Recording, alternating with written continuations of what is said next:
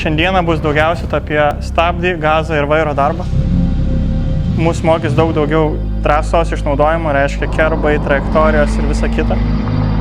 Išmokysiu būtent kaip stabdyti, kada stabdyti, kur prisitraukti, kaip išnaudoti kelio plotį.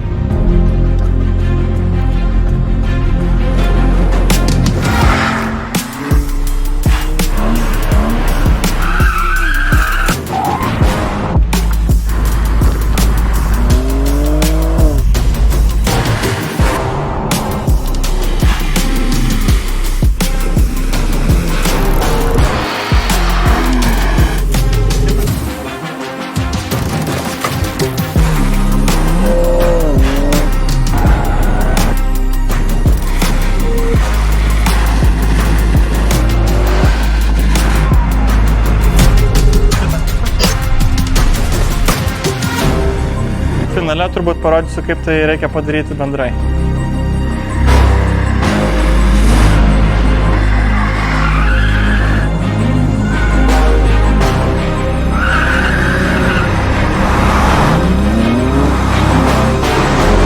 Tikiuosi, praleisit smagiai dieną, daug ko išmoksit ir pasisemsit naujų žinių.